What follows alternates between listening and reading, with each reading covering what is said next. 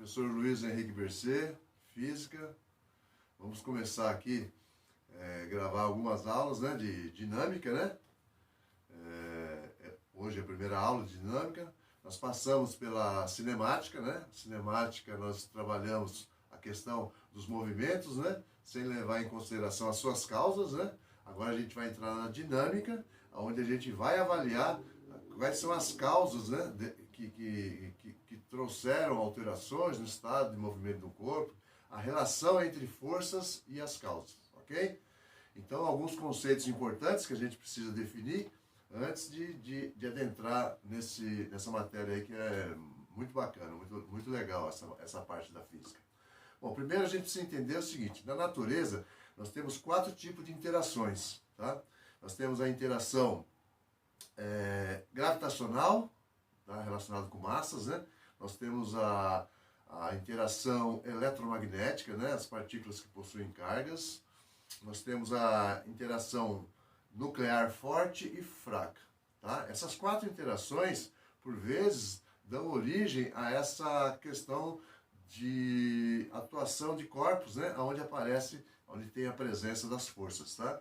Então, primeira coisa que a gente vai definir: força. O que vem ser força, né? Força é o agente que é capaz de produzir num determinado corpo uma alteração no seu estado de movimento. Um corpo que pode estar parado entra em movimento, um corpo que está em movimento pode ser parado, um corpo que tem determinada velocidade tem a sua velocidade aumentada ou diminuída, tá? Isso é possível quando eu tenho o quê? A presença de uma força, tá? Então a força é capaz de alterar o estado de movimento de um corpo. O que mais que essa força pode produzir? Essa força pode produzir também uma deformação, tá? Se a gente pegar um balão, uma bexiga, né, e você apertar ele, aplicar uma força, você vai fazer o quê? Vai causar uma deformação. Se você quiser esticar ele, você vai causar uma deformação. Para isso, você vai ter que aplicar uma força, tá? O que mais que uma força pode fazer? Uma força pode manter um corpo em equilíbrio também. Pensa num corpo que está em cima de uma mesa, né? Nós sabemos que todo corpo tem um peso, né? Esse peso é aplicado na mesa, né? Porque se você pegar o corpo, né, suspender ele e soltar, ele vai descer em função do quê? Da força de atração gravitacional que dá origem ao peso, tá? Mas quando ele está em cima de uma mesa, essa mesa, a superfície da mesa, aplica uma força nele que mantém ele em repouso, em equilíbrio, tá? Então a força pode provocar uma alteração no estado de movimento, pode provocar uma deformação, pode provocar os dois juntos, inclusive, tá? E pode também provocar o quê? O equilíbrio de um corpo, tá? Então, a força é capaz de produzir isso. Tudo bem? Veja bem, eu separei aqui 4 casos, onde a gente vai trabalhar com força resultante. Então, a primeira coisa que a gente precisa lembrar: força é uma grandeza vetorial. Força é uma grandeza vetorial. Para que ela fique bem caracterizada, é preciso que a gente forneça o módulo da força, que é o valor numérico seguido de uma unidade, né? A direção dessa força, direção é a reta onde a força está sendo aplicada. Se é horizontal, se é vertical, se está inclinada, tá? E o sentido é para onde essa força está sendo aplicada. É a seta. O sentido está relacionado com a seta.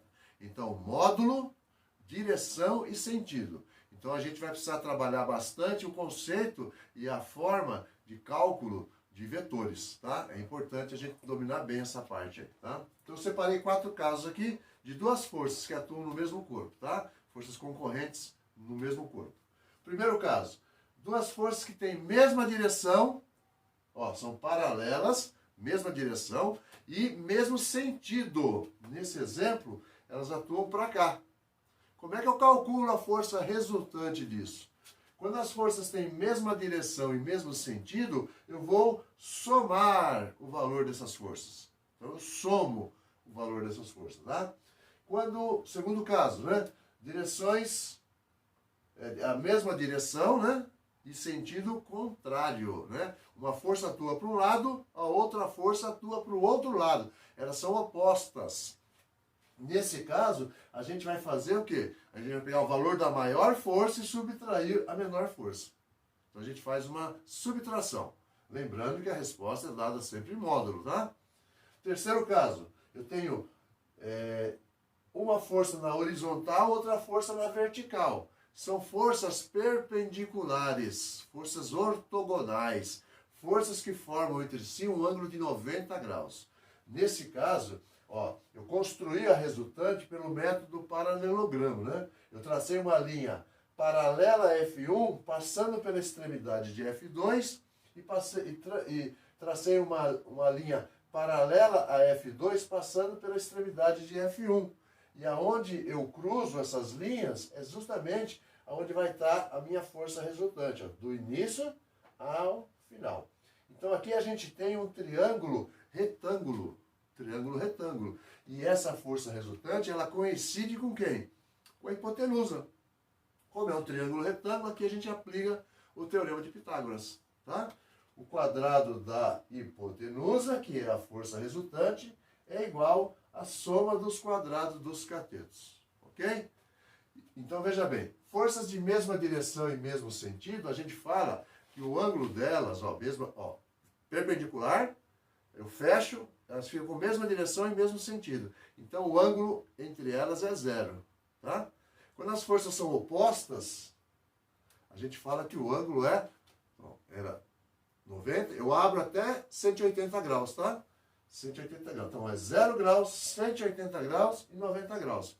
Qualquer outro ângulo diferente disso, eu vou aplicar a lei dos cossenos. Onde a minha força resultante, ó, o mesmo procedimento, ó, paralelo a F1 passando por F2, eu tracei uma linha, e paralelo a F2 passando por F1, eu tracei outra linha, formei um paralelogramo. E aqui o meu resultante está aqui, a minha resultante, né? E eu calculo ela pelo método, pela lei dos cossenos, tá? Pela lei dos cossenos. Então, o quadrado da força resultante é igual à soma dos quadrados das duas forças, mais 2 vezes o produto dessas forças pelo cosseno do ângulo formado. Tranquilo? A gente vai ver isso nos exercícios que vão seguir aí à frente, tá? Bom, quanto à natureza, as forças podem ser de contato, onde você tem que ter o contato, e forças de campo, onde a atuação ocorre à distância. No caso, por exemplo, da força gravitacional, né?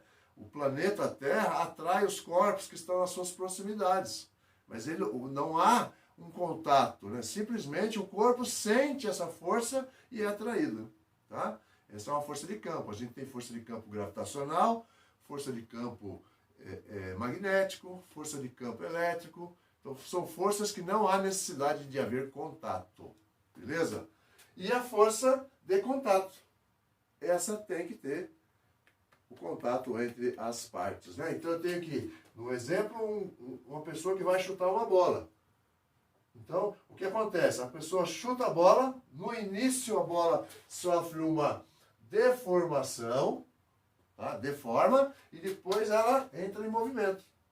Então houve um contato. Se eu vou empurrar um carro, eu preciso ter contato com o carro. Se eu vou puxar algo por uma corda, eu preciso ter contato. Então, quanto à natureza, as forças podem ser de campo e de contato. Tranquilo? Aí nós temos aqui algumas forças. Força-peso, que é a força com que o planeta atrai, né? O corpo que está nas suas proximidades, né? Lembrando que a força-peso é uma força vertical para baixo, sempre direcionada no sentido centro da Terra, tá? Eu calculo essa força-peso fazendo o produto da massa do corpo pela aceleração gravitacional do local onde esse corpo está. Importante aqui, ó. Massa é uma grandeza escalar, tá? Essa massa do corpo, ela é igual em qualquer lugar que esse corpo estiver. Qualquer lugar do universo que ele estiver, a massa vai ser a mesma. O que muda é o peso em função da aceleração gravitacional. Então, aqui na Terra, nós temos uma aceleração gravitacional de aproximadamente 9,8. A gente arredonda para 10, para fins didáticos, né, para facilitar o cálculo. Tá? Então eu tenho um determinado peso. Né? Se eu levar esse corpo para a Lua, na Lua a aceleração gravitacional é aproximadamente 1,6, então é bem menor. Então o peso do corpo na Lua vai ser menor que o peso do corpo na Terra. Mas a massa do corpo na Lua é a mesma massa do corpo na Terra, como é a mesma massa em qualquer local que esse corpo estiver. Ok? Fica ligado nisso aí, é importante, tá? Outra força aqui, força elástica. Força elástica, a gente vai ver mais para frente a questão da associação de molas, né? Associação em série, associação em paralelo, né? Mas o que a gente precisa saber agora aqui, que a força elástica, ela está relacionada com a deformação que a mola vai sofrer. Então eu tenho um exemplo aqui, que essa mola estava em descanso, sem deformação nenhuma, então ela tem um comprimento, né? Quando eu coloco um peso aqui, essa mola ela é alongada em X. Ela sofreu um alongamento. Pode ser uma compressão também. Sofre uma compressão ou sofre um alongamento. Essa quantidade de aumento no comprimento ou diminuição, ela é diretamente proporcional à força que vai aparecer aqui na mola. Tá? A gente vai mais para frente trabalhar com o cálculo disso aí. Temos também aqui a nossa força de tração. Força de tração, ela vai aparecer em fios, em cordas, em cabo. Toda vez que você puxa um corpo por uma corda, você traciona essa corda. Então você tem uma força de tração. Se você prende um corpo no teto, pendura ele, né? Mantém ele amarrado por um fio, esse fio vai estar tensionado, tracionado. E a gente vai trabalhar com isso bastante na parte das leis de Newton, ok? Força de contato, já falamos, né? Então, você empurra o corpo, tem que ter contato. Você puxa o corpo, tem que ter contato, tá? Lembrando que força tem como unidade o Newton, tá? E a massa, unidade quilograma, que são unidades do Sistema Internacional. Tá ok? Eu vou apagar essa lousa e já volto para a gente fechar com mais algumas informações sobre a nossa primeira aula, tá? Espero que vocês estejam gostando e que vocês entendam e procurem estudar, né, o conteúdo, trabalhar bastante, que é um conteúdo bastante importante, tá? A gente se vê daqui a pouquinho. Para finalizar, né, essa primeira parte da aula 1, a força, nós falamos de força de contato, né, falamos de força de campo, falamos de força-peso, falamos da tração, falamos da força elástica, né? Falamos da força de atrito. Não, vamos falar agora da força de atrito. E da força normal. Então vamos lá. Força normal. Essa força normal é força de que todo o corpo que estiver apoiado, tá, em alguma superfície vai sofrer, vai ter como consequência, né? É uma interação desse corpo com a superfície. Então, o corpo que está em cima de uma mesa, ele aplica a força-peso na mesa e a mesa reage com essa chamada força de reação normal. Importante saber que essa força de reação normal, ela é perpendicular à superfície, tá? Perpendicular à superfície. Nesse caso aqui, ela tem a mesma intensidade que o peso, tá? São forças opostas. Quando eu pego essa força, quando eu coloco o corpo num plano inclinado, olha só aqui, ó, o peso continua sendo vertical para baixo, e olha a reação normal quando ela deu uma inclinada. Por que ela deu uma inclinada? Porque ela é perpendicular à superfície. Perpendicular à superfície de contato, tá?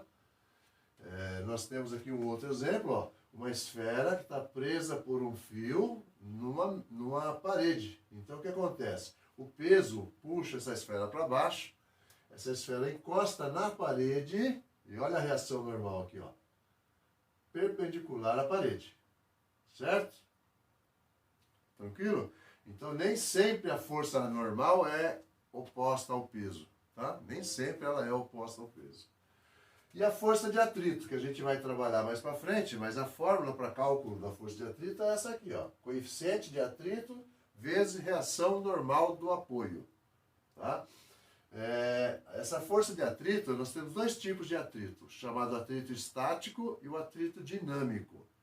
Então, quando uma força empurra o objeto, e esse objeto está em contato com uma superfície, então nós temos aqui o aparecimento de uma força de atrito. Essa força de atrito, ela se opõe ao movimento. Tá? Se a tendência do corpo é andar para a direita, o atrito vai ser para a esquerda. Tá? Se você aplica uma força e o corpo permanece parado, você está empurrando, mas o corpo não anda. O que aconteceu? Você tem uma força que está equilibrando essa força aqui. Está anulando o efeito dessa força, que é a força de atrito. Então, quando o corpo está parado, nós chamamos o atrito de atrito estático. Tá?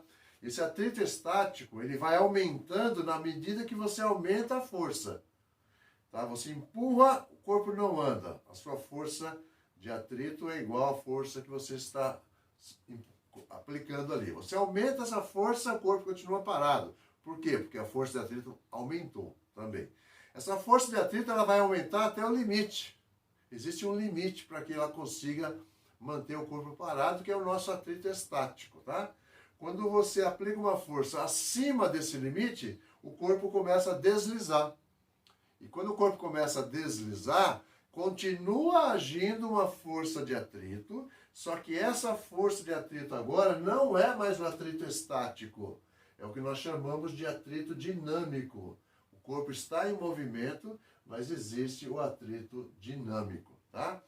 Diferença entre os dois, né? Basicamente, está na forma do cálculo, né? Onde aqui o coeficiente de atrito, se eu estiver falando de atrito estático, eu vou ter o coeficiente de atrito estático. Se o corpo estiver em movimento, eu vou ter o coeficiente de atrito dinâmico, tá? Aí é só multiplicar pelo valor da reação normal do apoio, tá? Uma coisa importante, o atrito estático ele é sempre maior que o atrito dinâmico. Então, para você colocar o corpo em movimento, você precisa de uma força maior para romper o atrito estático.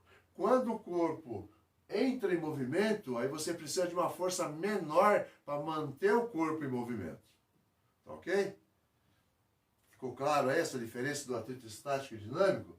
E aí a gente volta nas próximas aulas resolvendo alguns exercícios referentes a essa primeira parte, tá? Então, espero que vocês tenham gostado e a gente vai se vendo nas próximas aulas aí. Até breve.